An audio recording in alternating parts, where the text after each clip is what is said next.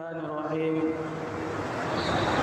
الحمد لله الحي القيوم الباقي وغيره لا يدوم رفع السماء وزينها بالنجوم وأمسك الأرض بجبال في التخوم وصور بقدرته هذه الجسوم ثم أماتها ومحى الرسوم ثم ينفخ في الصور فإذا الميت يقوم ففريق إلى دار نعيم وفريق إلى نار السموم ونشهد أن لا إله إلا الله وحده لا شريك له شهادة من للنجاة يروم ونشهد أن محمدا عبده ورسوله الذي فتح الله بدينه الفرس والروم صلى الله تعالى عليه وعلى آله وأصحابه ما هتلت الغيوم وسلم تسليما كثيرا أما بعد أعوذ بالله من الشيطان الرجيم بسم الله الرحمن الرحيم قال الله سبحانه وتعالى في القرآن المجيد والفرقان الحميد لقد كان لكم في رسول الله أسوة حسنة وقال النبي صلى الله عليه وسلم لا يؤمن أحدكم حتى تكون هواه تبعا لما جئت به أو كما قال عليه الصلاة والسلام. میرے محترم بھائیو بزرگوں دوستوں اور عزیزوں، اللہ تبارک و تعالیٰ نے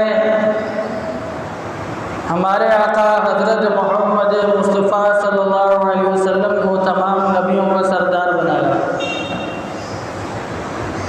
اور تمام انسانوں کا ان کا بھی سردار بنایا،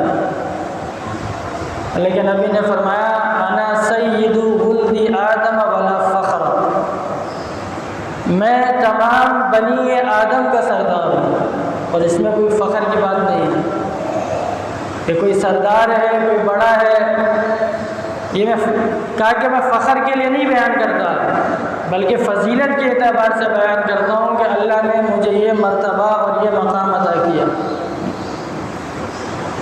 فرمایا خیر الحدی ہدی محمد صلی اللہ علیہ وسلم، اللہ کے نبی نے فرمایا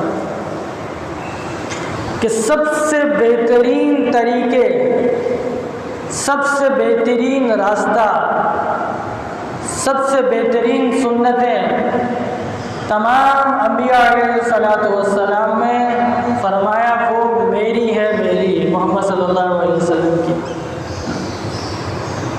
دیکھو قرآن کریم کے اندر جگہ جگہ پہ اللہ تعالیٰ نے اپنی محبت کو، اپنی اطاعت کو، اپنی ناراضگی کو نبی صلی اللہ علیہ وسلم کے ساتھ جوڑا ہے۔ ایک نہیں بہت سی آیتیں ہیں، قُلْ إِن كُنتُمْ تُحِبُّونَ اللَّهَ فَاتَّبِعُونِي، اگر تم اللہ سے محبت کرتے ہو فَاتَّبِعُونِي، میری اتباع کرو۔ وَمَن يُطِعِ اللَّهَ وَالرَّسُولَ، جو اللہ کی اطاعت کرے اور اللہ کے رسول کی اطاعت کرے، ساتھ ساتھ جڑا۔ فَأْذَنُوا بِحَرْبٍ مِّنَ اللَّهِ وَرَسُولِهِ، کہ جو سود کھانے والا ہے، سود کو نہیں چھوڑتا، کیا کہا؟ وہ اللہ کے اور اللہ کے رسول دونوں کے ساتھ جنگ ہے اس کی، تو محبت کو بھی ساتھ جوڑا ہے اور ناراضگی کو بھی کیا کیا ہے؟ ساتھ جوڑا ہے۔ آپ صلی اللہ علیہ وسلم معراج پہ گئے، اور جب معراج پہ اللہ تعالیٰ سے ہم کلام ہوئے، اللہ تعالیٰ سے بات ہوئی کہ اللہ آپ نے ان نبی کو یہ دیا، عیسیٰ علیہ السلام مردوں کو زندہ کرتے، داؤد علیہ السلام کے لیے آپ نے لوہے کو موم بنا دیا، موسیٰ علیہ السلام کو کلیم اللہ بنا دیا، میرے لیے کیا رکھا آپ نے؟ تو اللہ کے نبی نے فرمایا کہ آپ کا اعزاز یہ ہے کہ آپ کا نام ہمیشہ میرے ساتھ رہے گا، جب بھی میرا ذکر آئے گا آپ کا بھی ذکر آئے گا۔ قیامت تک آپ کا اور میرا نام ہمیشہ ساتھ لیا جائے گا۔ اس سے بڑی اعزاز کی کیا بات ہو سکتی ہے کہ جب بھی میرا ذکر ہوگا آپ کا ذکر ہوگا۔ عرش پہ لکھوا دیا لا الہ الا اللہ محمد رسول اللہ، اپنے نام کو ساتھ اپنے پیارے حبیب صلی اللہ علیہ وسلم کے نام کو جوڑ دیا۔ اور پچھلی امتوں میں جو احکامات ملتے رہے، تبدیلیاں ہوتی رہی، کچھ کمی بیشی ہوتی رہی، لیکن جب دین محمدی آیا، آپ صلی اللہ علیہ وسلم پہ جو احکامات نازل ہوئے، حجۃ الوداع کے موقع پہ اللہ تعالیٰ نے اعلان کر دیا کہ الیوم اکملت لکم دینکم، کہ آج کے دن تمہارا دین مکمل ہو گیا، دین اسلام مکمل ہو گیا۔ اب قیامت تک کوئی دوسرا دین نہیں آئے گا، قیامت تک کوئی دوسرا نبی نہیں آئے گا، آپ صلی اللہ علیہ وسلم آخری نبی ہیں۔ تو یہ بات ذہن میں رکھیں، جس طریقے سے آپ صلی اللہ علیہ وسلم تمام نبیوں کے سردار ہیں، اسی طریقے سے آپ صلی اللہ علیہ وسلم کی سنتیں، آپ صلی اللہ علیہ وسلم کے اعمال، آپ صلی اللہ علیہ وسلم کے الفاظ، جسم مبارک سے نکلا ہوا عمل، وہ بھی تمام کا سردار ہے، تمام کا سردار ہے۔ آج ہماری بد نصیبی یہ ہے کہ ہم نے سنت کو صرف نماز کے ساتھ، روزے کے ساتھ، حج کے ساتھ، ان 3-4 چیزوں کے ساتھ جوڑے، اس پہ سنت پر عمل ہو جائے۔ نہیں، یہ جو میں نے آیت پڑھی نا کہ لَقَدْ كَانَ لَكُمْ فِي رَسُولِ اللَّهِ أُسْوَةٌ حَسَنَةٌ، کہ تمہارے نبی کی زندگی کو اللہ تعالیٰ نے تمہارے لیے اسوہ حسنہ بنایا ہے، اسوہ حسنہ۔ مفسرین نے لکھا ہے کہ اس آیت میں کہیں پر بھی یہ اشارہ نہیں ملتا کہ سنت کا تعلق یا اسوہ حسنہ کا تعلق صرف نماز کے ساتھ ہے، اسوہ حسنہ کا تعلق صرف زکوٰۃ کے ساتھ ہے، اسوہ حسنہ کا تعلق صرف تلاوت کے ساتھ ہے یا حج کے ساتھ ہے، نہیں۔ اسوۃ حسنہ تمہارے لیے بہترین نمونہ ہے، تمہاری پوری زندگی کے لیے۔ آپ صلی اللہ علیہ وسلم کی پوری زندگی ہمارے لیے بہترین نمونہ ہے۔ اللہ کے نبی نے فرمایا کہ غصے میں بھی اگر میں نے کبھی کچھ کہا ہے تو خدا کی قسم وہ میں نے اپنی طرف سے نہیں کہا، وہ اللہ نے وحی بھیجی ہے، وہ میں نے کہا۔ حالانکہ انسان غصے میں ایسی باتیں کہہ جاتا ہے انسان کو خود پتہ نہیں ہوتا، کچھ نازیبہ الفاظ کہہ دیتا ہے، کچھ غلط باتیں کہہ دیتا ہے، بعد میں انسان کو افسوس ہوتا ہے۔ تو اللہ کے نبی نے فرمایا خدا کی قسم کبھی غصے میں بھی مجھے غصہ آیا اور غصے میں میں نے کوئی بات کہی، وہ بھی میں نے اپنی مرضی سے نہیں کہی، وہ اللہ کی مرضی، اللہ کا حکم تھا جو میں نے کہا۔ وَمَا يَنْطِقُ عَنِ الْهَوَىٰ إِنْ هُوَ إِلَّا وَحْيٌ يُوحَىٰ، کہ آپ ساری دنیا کے لوگوں کو بتا دیں کہ اللہ کے نبی صلی اللہ علیہ وسلم کوئی بھی بات اپنی مرضی کی نہیں کرتے، ان ہوا الا وحی یوحا، آپ جو بھی بات کرتے ہیں وہ اللہ کی طرف سے وہی بھیجی جاتی ہے۔ جو بھی گفتگو کرتے تھے، کھانے کے ٹائم پہ، لباس کے ٹائم پہ، گھر سے نکلنے کا وقت ہے، سفر میں جا رہے ہیں، کوئی ملنے کے لیے آ رہا ہے، کسی کو رخصت کر رہے ہیں، سونے کا وقت ہے، جاگنے کا وقت ہے، جس وقت بھی اللہ کے نبی نے جو کلام کیا، اللہ تعالیٰ قرآن میں کہہ رہا ہے وہ اپنی مرضی سے نہیں کیا، کوئی بات اپنی مرضی سے نہیں کہی، ہر بات من جانب اللہ تھی۔ اللہ نے ہمارے نبی کو یہ مقام دیا کہ جبرائیل علیہ السلام آتے تھے، وہی آتی تھی نا، وہی کی مختلف صورتیں، ایک صورت یہ ہوتی تھی کہ جبرائیل علیہ السلام داعیہ قلبی رضی اللہ تعالی عنہ جو صحابہ میں سب سے زیادہ خوبصورت داعیہ کلبی غالباً حضرت عمر رضی اللہ تعالیٰ عنہ نے اپنے زمانہ خلافت میں ان کے لیے شہر میں مدینے میں رہنے میں پابندی لگائی تھی، اتنے خوبصورت تھے۔ جب یہ چلتے تھے اپنے چہرے کو چھپا کر چلتے تھے، تو جبرائیل علیہ السلام زیادہ تر جب وحی لے کر آتے تھے تو داعیہ کلبی رضی اللہ تعالیٰ عنہ کی شکل میں آتے تھے، اور کبھی اللہ تعالیٰ براہ راست القاء فرماتا تھا، وحی نازل ہوتی تھی، اللہ کے نبی صلی اللہ علیہ وسلم کی کیفیت تبدیل ہو جایا کرتی تھی، سخت سردی کے موسم میں پسینہ آ جایا کرتا تھا۔ حضرت زید رضی اللہ عنہ فرماتے ہیں کہ ایک دفعہ آپ صلی اللہ علیہ وسلم پر وحی نازل ہوئی، آپ صلی اللہ علیہ وسلم کا ہاتھ یا سر ان کی ران کے اوپر تھا، کہتے ہیں وحی کے بوجھ سے مجھے ایسا معلوم ہوتا تھا کہ میری یہ ران ٹوٹ جائے گی۔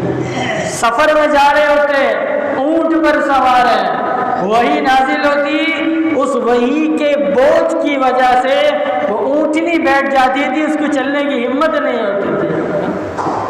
تو جو گفتگو کرتے تھے، چاہے دیکھو وحی کی نا دو قسمیں ہیں، ایک کہلاتی ہے وحی مطلوب، ایک کہلاتی ہے وحی غیر مطلوب۔ جو قرآن ہے یہ بھی وحی ہے، جو حدیث ہے وہ بھی وحی ہے، قرآن بھی سارا وحی ہے، اور احادیث جو یہ بھی ساری کیا ہے وحی ہے۔ قرآن کی تلاوت کی جاتی ہے اور احادیث کی تلاوت نہیں کی جاتی ہے، دونوں وحی، وہ وحی مطلوب ہے، یہ غیر مطلوب ہے۔ تو جتنی احادیث ہیں ہمارے پاس، بخاری، مسلم، ترمذی، ابن ماجہ اور جتنی کتابیں ہیں یہ بھی ساری وحی ہیں۔ آپ صلی اللہ علیہ وسلم کے جتنے ارشادات ہیں سارے وحی ہیں۔ تو بات سمجھانا یہ مقصود ہے کہ اللہ نے اپنی محبت کو اپنے نبی کی محبت کے ساتھ جوڑا ہے، اپنی اطاعت کو اپنے نبی کی اطاعت کے ساتھ جوڑا ہے۔ قل ان کنتم تحبون اللہ فاتبعونی، اگر تم اللہ سے محبت کرتے ہو، ہمیں اللہ سے بہت محبت ہے، اللہ سے محبت کی نشانی کیا ہے؟ فاتبعونی، میری اتباع کرو۔ یہ کون کہہ رہا ہے؟ اللہ کہہ رہا ہے، قرآن کہہ رہا ہے۔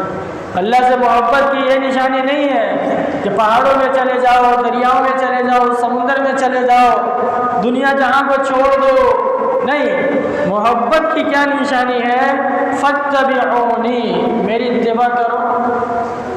جس کی زندگی میں نبی صلی اللہ علیہ وسلم کے جتنے زیادہ طریقے ہیں، یہ بات یاد رکھیں، وہ اتنا زیادہ نبی سے محبت کرنے والا ہے اور اتنا ہی اللہ سے محبت کرنے والا ہے، جتنے زندگی میں طریقے ہیں اس کے۔ دیکھو ایک ایمان ہے اور ایک اسلام ہے، ایک ایمان ہے اور ایک اسلام ہے، تھوڑا سا فرق ہے۔ ایمان کیا ہے؟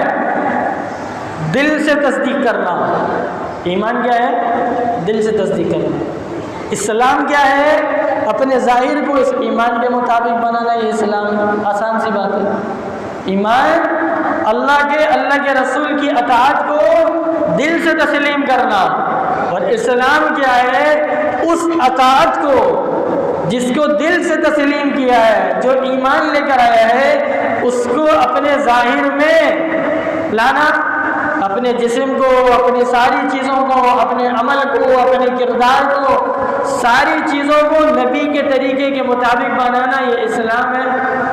اور دوسرے الفاظ میں کہیں تو آسان سے یہ کہہ لیں کہ لا الہ الا اللہ یہ ایمان ہے دل کا، اور محمد الرسول اللہ یہ ہماری زندگی کا نام ہے، یہ ہماری زندگی کا نام۔ دیکھو قرآن نے جہاں پہ بھی ایمان کو ذکر کیا ہے، اسلام کو اس سے الگ ذکر کیا ہے۔ ایمان اور اسلام کو ہمیشہ کیا ذکر کیا ہے؟ الگ ذکر۔ ان الذین آمنوا وعملوا الصالحات، ایمان الگ ہے اور عمل صالح الگ ہے۔ قالت الاعراب آمنا قل لم تؤمنوا، دیہات والے کہنے لگے ہم ایمان والے ہیں، کہنے لگے ابھی ایمان والے نہیں ہو۔ ولیکن قولوا اسلمنا، ابھی تو ہم ظاہری مسلمان ہیں، جیسے ہم کیا ہیں؟ ظاہری مسلمان ہیں۔ ولما يدخل الایمان فی قلوبکم، ابھی تو ایمان دل کے اندر داخل نہیں ہوا۔ یہ سمجھیں کہ ایمان اور اسلام یہ گاڑی کے دو پہیوں کی طرح ہے۔ ایمان اور اسلام یہ گاڑی کے دو پہیوں کی طرح ہے، اگر ایک میں بھی کمی ہو گئی تو گاڑی نہیں چلے گی۔ یہ مثال، ایک میں بھی کمی ہو گئی تو گاڑی نہیں چلے گی۔ ایمان میں کمی ہو گئی تب بھی نقصان، اسلام کے اعتبار سے کمی ہو گئی تب بھی نقصان، انسان خسارے کے اندر۔ صحابہ سمجھدار تھے، صحابہ کرتے تھے، سمجھدار تھے۔ ایک نہیں کئی واقعات پہلے بتایا آپ لوگوں کو کہ صحابہ کیسے کرتے تھے۔ لیکن نبی نے کیا فرمایا؟ لا یؤمن احدکم حتی اکون احب الیہ من والدہ وولدہ والناس اجمعین، کہ تم میں سے کوئی بھی آدمی اس وقت تک ایمان والا نہیں ہو سکتا، ایمان والا نہیں ہو سکتا، حتی اکون احب الیہ من والدہ وولدہ والناس اجمعین، جب تک کہ میں اس کے نزدیک اس کے ماں باپ سے، اس کی اولاد سے اور ساری دنیا کے مقابلے میں اس سے زیادہ محبوب نہ ہو جاؤں، اس وقت تک تم کامل ایمان والے نہیں ہو سکتے۔ کہ جس کے دل میں ماں کی محبت، باپ کی محبت، ساری دنیا والوں کی محبت، رشتہ داروں کی محبت زیادہ ہے اور نبی کی محبت کم ہے، تو یہ آدمی کامل ایمان والا نہیں ہو سکتا۔ اب ہمیں کیسے پتہ چلے گا کہ کون کامل محبت، کس سے زیادہ محبت ہے؟ پتہ اس وقت چلتا ہے جب دونوں کا ٹکراؤ ہوتا ہے، جب دونوں کا کیا ہوتا ہے؟ ٹکراؤ ہوتا ہے۔ ایک طرف اللہ کے نبی کا طریقہ آتا ہے اور ایک طرف خاندان کی رسم و رواج آتی ہے۔ اب امتحان آ جاتا ہے کہ اللہ کے نبی سے محبت غالب ہے یا خاندان والوں کی محبت غالب ہے۔ ایک طرف اللہ کے نبی کا طریقہ ہے اور ایک طرف دنیا والے کھڑے ہو گئے ہیں، اب ٹکراؤ ہے۔ اب انسان کس کو ترجیح دیتا ہے؟ اس وقت آ کر فیصلہ ہوتا ہے کہ کس کی محبت غالب ہے۔ جیسے حذیفہ یمانی رضی اللہ عنہ کا واقعہ کئی مرتبہ سنا ہے آپ لوگوں کو کہ بادشاہ کے دسترخوان میں ہے، بادشاہ کو دعوت دینے گئے، بادشاہ کے دسترخوان میں اور نوالا کھاتے ہوئے ہاتھ سے گر گیا، اٹھا رہے تھے گر گیا۔ اب دو چیزوں کا ٹکراؤ ہوا۔ کیا ٹکراؤ ہوا؟ کہ بادشاہ دیکھ رہا ہے، دنیا والے دیکھ رہے ہیں، امیج ڈاؤن ہوگا کہ بھائی زمین سے اٹھا کر کھا رہا ہے دسترخوان سے، امیج ڈاؤن ہو جائے گا۔ اور سنت کیا ہے کہ دسترخوان سے گرا ہوا دسترخوان ہے، صاف جگہ ہے، اس کو اٹھا کے کھا لے آدمی، صاف کر کے۔ سنت یہ ہے۔ اب دونوں کا ٹکراؤ ہو رہا ہے، دنیا کا اور نبی کے طریقے کا ٹکراؤ ہو رہا ہے۔ پڑوس والے آدمی نے کونی ماری کہ بھائی کیا کر رہے ہو؟ بادشاہ کا دسترخوان ہے۔ تو حذیفہ یمانی رضی اللہ عنہ کا ایک جملہ تھا کہ انترک سنت حبیبنا لہؤلاء الحمقاء، کیا ان احمقوں کی وجہ سے ہم اپنے نبی کی سنت کو چھوڑ دیں گے؟ ایسا ہرگز نہیں ہو سکتا۔ یہ احمق ہے، جن لوگوں نے نبی کو پہچانا نہیں وہ کیا ہے؟ احمق ہے، احمق۔ وہ جو لوگ نبی کو جانتے ہیں اور جاننے کے باوجود نبی کے طریقے پہ نہیں چلتے، وہ احمقوں کے بھی سردار ہے۔ ایک ہوتا ہے جاہل جس کو کچھ پتہ نہیں ہے، اور ایک ہوتا ہے جاہل مرکب جس کو سب پتہ ہے، اس کے بعد جا کے پھر الٹا کام کرے، بولتا پتہ تھا پھر کیوں کیا، اس کے بولتے جاہل مرکب۔ ایک تو جانتا نہیں ہے، چلو کھڈے میں گر گیا مسئلہ نہیں ہے، نابینا تھا چلتے ہوئے جا رہا ہے، سامنے گڑا آیا گر گیا، اچھا بھائی لوگ اٹھا کے پیار کریں گے۔ ایک آنکھوں والا ہے، آنکھیں ہیں اس کی، اور وہ جا رہا کھڈے کے اندر گر گیا، لوگ نکالیں گے ضرور لیکن اس کی کلاس بھی لیں گے کہ تجھے نظر نہیں آ رہا تھا کہ سامنے کھڈا ہے، اس کے اندر گیا۔ ایک آدمی نا حکیم کے پاس گیا، حکیم کے پاس دوائی لینے کے لیے گیا کہ بھائی میرے پیٹ میں درد ہو رہا ہے۔ حکیم بولا لیٹ جا بھائی، لیٹا دیا اس کو۔ دوائی منہ میں ڈالنے کے بجائے اس کی آنکھ میں ڈال رہا تھا. کس میں ڈال رہا تھا؟ آنکھ میں ڈالنے لگا. اس کے ابا کہنے لگے اور وہ بھی کہنے لگا بھائی درد پیٹ میں ہو رہا ہے, آنکھوں میں نہیں ہو رہا ہے. بلّہ تو اندھا تھا, تجھے نظر نہیں آ رہا تھا جلی ہوئی ہے, جلی ہوئی کھانے سے کیا کیا ہے؟ منع کیا ہے. مسئلہ پیٹ کا نہیں, مسئلہ آنکھوں کا, تجھے نظر نہیں آ رہا.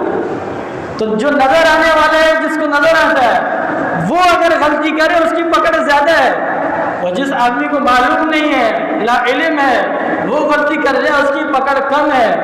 تو جو لوگ نبی کو جانتے نہیں تھے, وہ مشرکین تھے, یہود و نصارہ تھے, نبی کا کلمہ نہیں پڑھا تھا, وہ تو احمق تھے ہی. اور جو جاننے والے ہیں, نبی کے ماننے والے ہیں, نبی کا کلمہ پڑھنے والے ہیں, وہ نبی کے طریقوں پر نہ چلے, وہ ان احمقوں کے بھی کیا ہے؟ سردار ہیں. جاننے کے باوجود کہ نبی صلی اللہ علیہ وسلم کے طریقے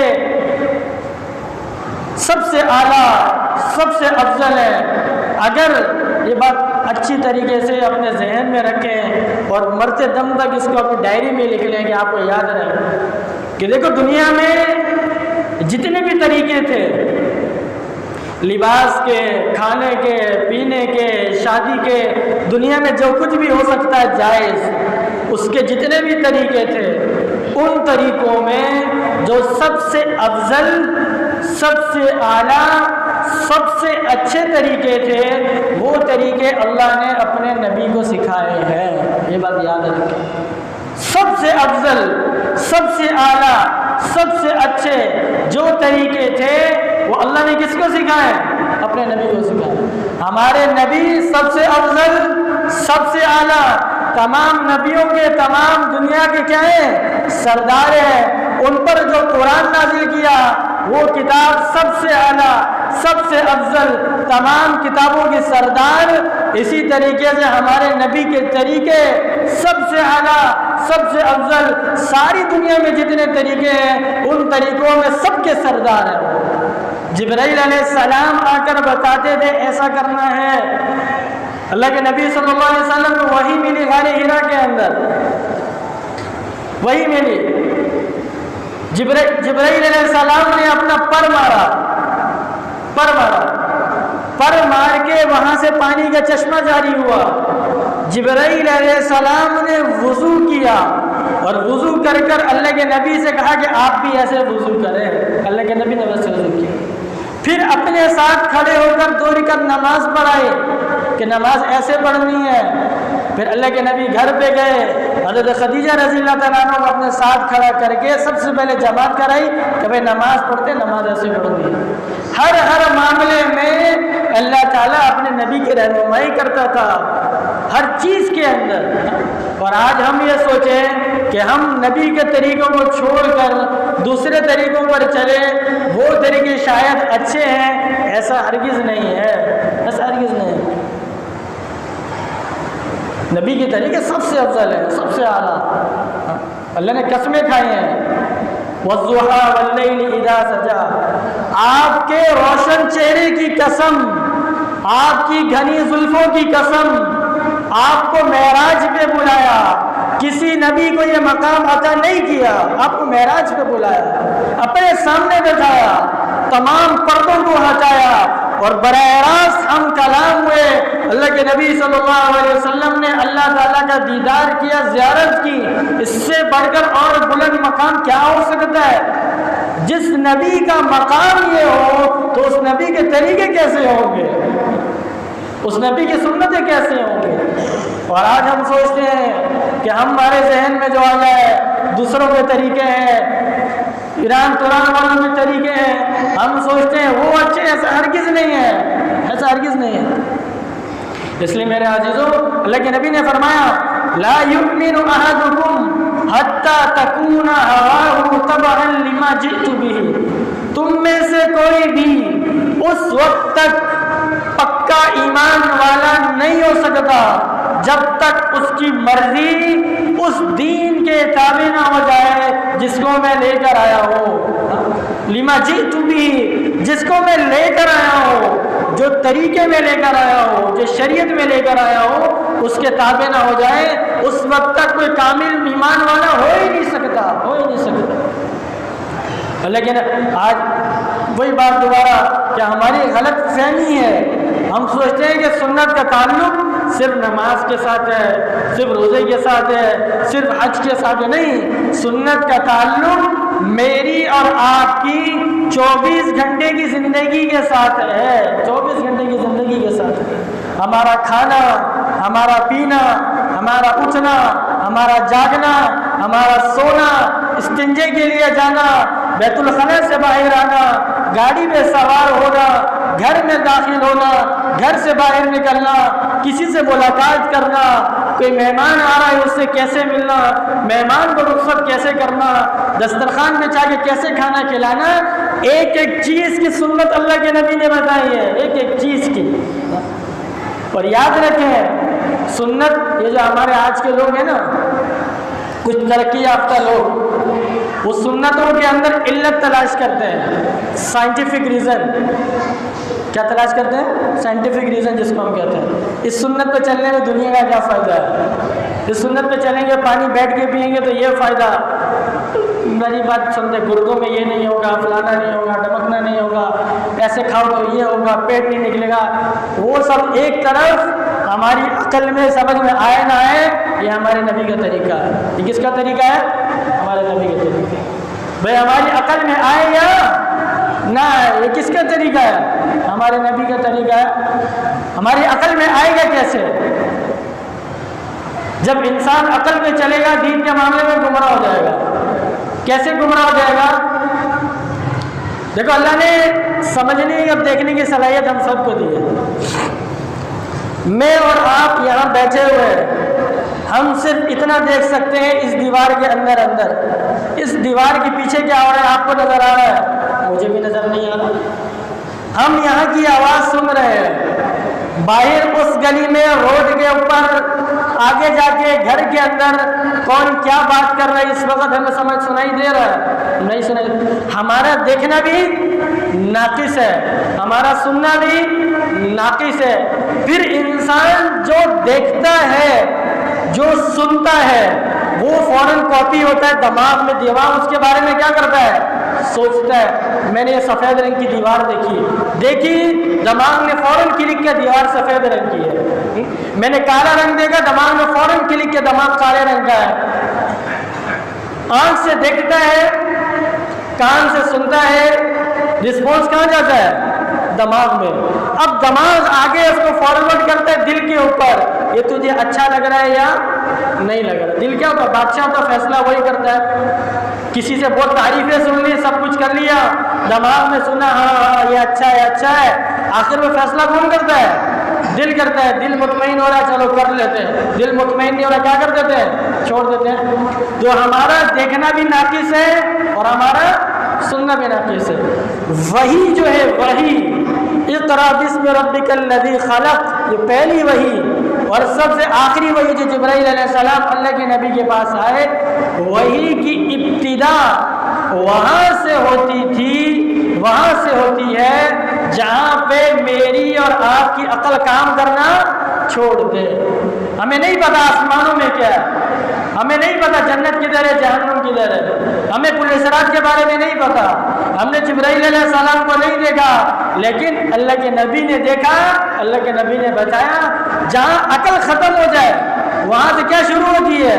وہی شروع ہوتی ہے۔ آج دنیا اتنی ترقی کر گئی، اتنی ترقی کر گئی، چلو چاند تک مانا پہنچ گئی، لیکن آسمانوں تک نہیں پہنچی۔ انتہا ہے، اللہ نے اپنے نبی کو بلایا، پہلا آسمان کا دروازہ کھولا، دوسرے کا کھولا، تیسرے کا کھولا، 7 آسمان کے دروازے کھلے، اس کے اوپر سدرۃ المنتہا پہ گئے، اس کے اوپر مقام شریف الاقلام جہاں پہ فرشتے بیٹھ کے تقدیر لکھ رہے ہیں، پھر اس کے اوپر اللہ کا عرش، وہی کہاں سے آ رہی ہے؟ وہاں سے۔ اپنے نبی کو وہاں پر بلایا، تو ہماری عقل کیا ہے؟ نہ کسے، تو ہماری سمجھ میں آئے یا نہ آئے، ہم نے دین پر چلنا ہے۔ جن لوگوں نے آج تک، یہ بات یاد رکھیں، آج تک جتنے لوگوں نے بھی قرآن کے احکامات کو، نبی کے طریقوں کو، شریعت کو اپنی عقل پہ لانا شروع کیا، ہماری عقل میں نہیں آ رہا، سمجھ میں نہیں آ رہا۔ کہاں سے سمجھ میں آئے گا؟ کہ وحی کی باتیں عقل سے کیا ہے اوپر کی ہیں تو وہ لوگ کیا ہو جاتے ہیں گمراہ ہو جاتے ہیں. کیا ہو جاتے ہیں گمراہ ہو جاتے ہیں. لاکھوں لوگ پڑھے ہیں پاکستان میں اور ایسے لوگوں کے اندر آپ کو شاید علم نہیں ہے کہ انہوں نے فرشتوں کا انکار کر دیا. نظر نہیں آ رہے نا فرشتوں کا انکار کر دیا. عذاب قبر نظر نہیں آ رہا عذاب قبر کا انکار کر دیا. جنت نظر نہیں آ رہی جنت کا انکار کر دیا. جہنم نظر نہیں آ رہی جہنم کا انکار کر دیا. اللہ کے نبی معراج پہ گئے عشاء کے بعد گئے فجر سے پہلے رات گئے رات کے تھوڑے سے حصے میں آ کر صبح لوگوں کو بتایا کہ میں ایسا واقعہ پیش آیا. تو ایک آدمی دوڑتا ہوا ابو بکر صدیق رضی اللہ عنہ کے پاس گیا اور ابو بکر صدیق رضی اللہ تعالیٰ عنہ سے کہا یہ بتاؤ ایک رات میں ایک آدمی زمین سے آسمانوں پہ چلا جائے 7 آسمان پھر اللہ کا عرش پھر جنت کی سیر بھی کر آئے جہنم کو بھی دیکھ کر آئے بیت المقدس کی بھی سیر کر آ جائے کیا ایسا ممکن ہے؟ عقل میں آنا ممکن نہیں ہے لیکن ہمارے اللہ کے لیے کوئی مشکل نہیں ہے. تو ابو بکر صدیق رضی اللہ تعالیٰ عنہ نے سوال سنتے ہی پوچھا یہ بتاؤ یہ کہنے والا کون ہے؟ کیا کہا یہ بتاؤ یہ کہنے والا کون ہے؟ تو انہوں نے کہا اس شخص نے کہا طنزیہ انداز میں کہا وہ جو تمہارا دوست ہے جس کی تم بہت محبت کرتے ہو محمد صلی اللہ علیہ وسلم. ابو بکر صدیق نے کہا اگر یہ بات اللہ کے نبی نے کہی ہے تو سچ ہے میں اس پر ایمان لاتا ہوں. اللہ کے نبی نے کبھی جھوٹ نہیں بولا. ہمارا ایمان تو ایسا ہونا چاہیے تھا. ایک صحابی ہے خزیمہ رضی اللہ تعالیٰ عنہ. دیکھو اسلام میں قانون کیا ہے 2 مرد ہو گواہی میں 2 مرد ہو یا ایک مرد کی جگہ پہ کیا ہو 2 عورتیں ہو. کسی جگہ نکاح ہوتا ہے کتنے گواہ بنتے ہیں 2 گواہ بنتے ہیں نا. اللہ کے نبی کا ایک یہودی کے ساتھ کچھ معاملہ ہوا. اللہ کے نبی صلی اللہ علیہ وسلم نے اس کو وہ دے دیا ادا کر دیا. کچھ خرید و فروخت کا معاملہ تھا ختم ہو گیا. کچھ دنوں کے بعد وہ اللہ کے نبی صلی اللہ علیہ وسلم کے پاس آیا اور آ کر کہنے لگا اللہ کے نبی سے برے الفاظ میں کہا کہ آپ نے میرا حق اب تک ادا نہیں کیا. اللہ کے نبی صلی اللہ علیہ وسلم نے کہا وہ تو میں نے کب کا ادا کر دیا کب کا ادا کر دیا. اس نے کہا نہیں کیا. پھر اس آدمی نے کہا یہود تھا کہنے لگا کوئی ثبوت پیش کرو کوئی گواہ پیش کرو. کیا پیش کرو گواہ پیش کرو. تو حضرت خزیمہ رضی اللہ تعالی عنہ وہاں سے گزر رہے تھے یا اسی جگہ موجود تھے. انہوں نے کہا میں گواہی دیتا ہوں کہ اللہ کے نبی نے اپنا حق ادا کر دیا.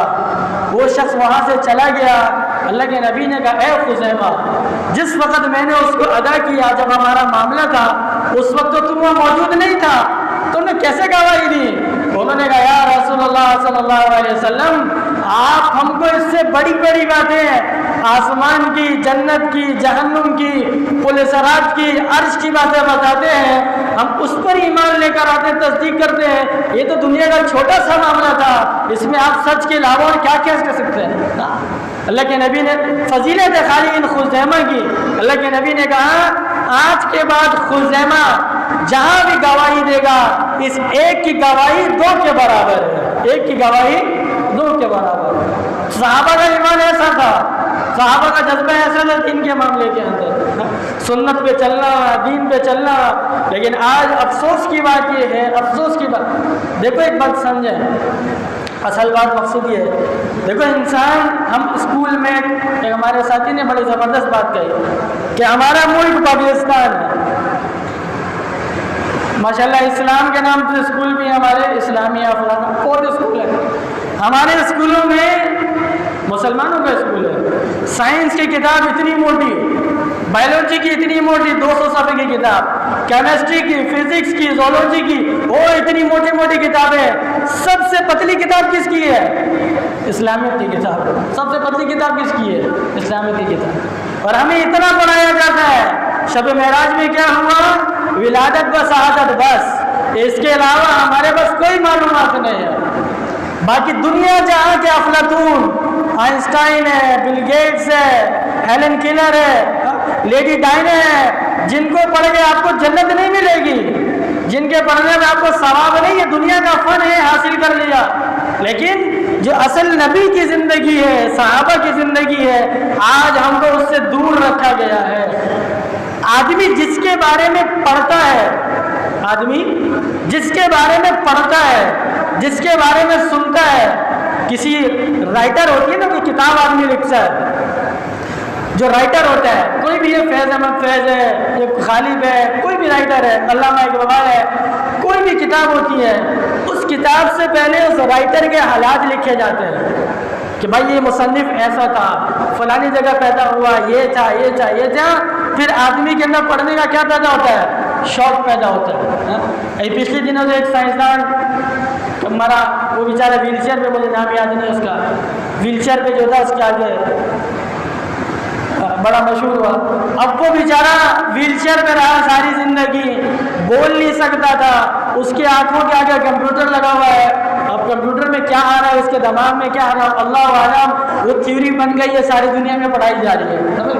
تو آج اب اس کے بارے میں بتایا جا رہا ہے کہ ایسا تھا، بچپن سے ایسا تھا، فلانا تھا، تو آدمی بولتا ہے ہمیں بھی ایسا سائنٹسٹ بننا چاہیے، ہمیں بھی ایسا بننا چاہیے۔ اللہ کے بندے، ہمارے نبی صلی اللہ علیہ وسلم کی زندگی، ہمارے نبی صلی اللہ علیہ وسلم کی حیات طیبہ آج ہم لوگوں کو معلوم نہیں ہے۔ معذرت کے ساتھ جتنے لوگ بیٹھے ہوئے، جتنے لوگ سن رہے ہیں، ہمیں صرف اتنا معلوم ہے، 12 ربیع الاول میں بیانات سن لیتے ہیں، میں آپ صلی اللہ علیہ وسلم کی پیدائش مبارک کے آگے پیچھے 2-4 اصحاب فیل کا واقعہ سن لیا، یہ سب سن لیا، اور معراج کے اندر سن لیا، اس کے علاوہ ہمیں کچھ معلوم ہی نہیں ہے۔ ہمیں معلوم ہوگا، پڑھیں گے آپ صلی اللہ علیہ وسلم کی زندگی کے بارے میں، پھر ہمیں شوق پیدا ہوگا نا سنت پہ چلنا ہے، پھر ہمیں شوق پیدا ہوگا اس زندگی کو اپنانا ہے۔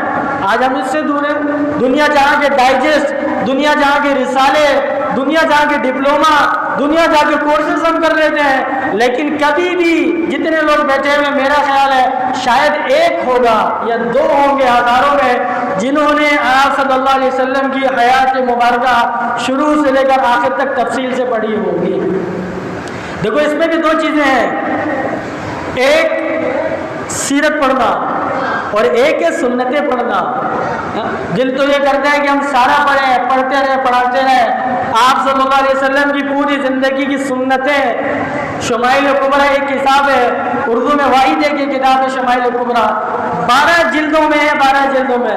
اس 12 جلدوں میں صرف آپ صلی اللہ علیہ وسلم کی سنتیں لکھی ہوئی ہیں۔ وہ کس کے لیے لکھی ہیں؟ میرے رات کے لیے لکھی ہیں۔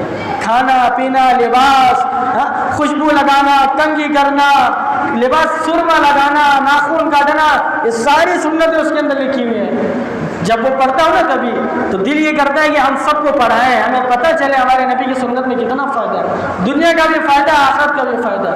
اور دوسرا، آپ صلی اللہ علیہ وسلم کی پوری حیات مبارکہ 63 سال کی ہمیں معلوم ہونا چاہیے کیسے گزاری، کیا واقعات پیش آئے، قرآن کا نزول کب ہوا، کیا کیا چیزیں ہوئی، یہ ہمیں سب معلوم ہونا چاہیے۔ اسی لیے ہماری مسجد میں یہ کورس بڑی فکر کے بعد کمیٹی والوں نے، سبوں نے فکر کر کے، محنت کر کے کہ بھائی ہمارے اندر شعور پیدا ہو، ہمارے اندر آگاہی پیدا ہو، ہمارے بڑوں میں، ہمارے چھوٹوں میں، سبوں کے اندر پیدا ہو۔ اس میں کوئی قید نہیں ہے بھائی، دین سیکھنے میں نہ چھوٹے کی قید ہے نہ بڑے کی قید ہے۔ دین سیکھنے میں پڑھے لکھا اور بغیر پڑھا لکھا، جس کو پڑھنا لکھنا نہیں آتا، اس کی کوئی قید نہیں ہے۔ امیر غریب، چھوٹا بڑا، کسی کو کوئی قید نہیں ہے۔ جس کو لکھنا آتا وہ بھی پڑھے، جس کو نہیں آتا وہ بھی پڑھے، جس کو پڑھنا آتا ہے وہ بھی پڑھے، جس کو نہیں پڑھنا آتا وہ بھی پڑھے۔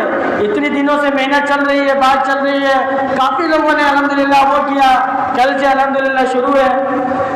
اچھا ایک بات اپنے ذہن میں رکھیں کہ دیکھیں جو لوگ پہلی کلاس سے شریک ہوں گے انشاءاللہ تبارک و تعالیٰ وہی آخر کلاس تک رہیں گے، درمیان میں کسی کو شامل نہیں کیا جائے گا۔ درمیان میں شامل کرنے کا مطلب یہ ہے کہ آپ 10 دن بعد آ رہے ہیں، 15 دن بعد آ رہے ہیں، 2 ہفتے بعد آ رہے ہیں، تو جو شروع سے پڑھنا تھا، جو مقصد تھا کہ ہم ایک دفعہ تو پوری سیرت پڑھ لیں، وہ ہمارا ختم ہو جائے گا۔ یہ بیچ ہمارا ختم ہوگا، اس کے بعد انشاءاللہ کچھ دنوں بعد دوسرا بیچ شروع کریں گے، وہ اس میں چلے جائیں گے انشاءاللہ۔ تو نیت کریں، عزم کریں، ارادہ کریں، پڑھنا ہے اور سنتوں کے مطابق زندگی گزارنی ہے، خود بھی گزارنی ہے، دوسروں کو بھی سنتوں پہ لانا ہے۔ نیت کرتے نا سارے انشاءاللہ۔ اللہ تعالیٰ مجھے، آپ کو، ہم سبوں کو عمل کرنے کی توفیق نصیب فرمائے۔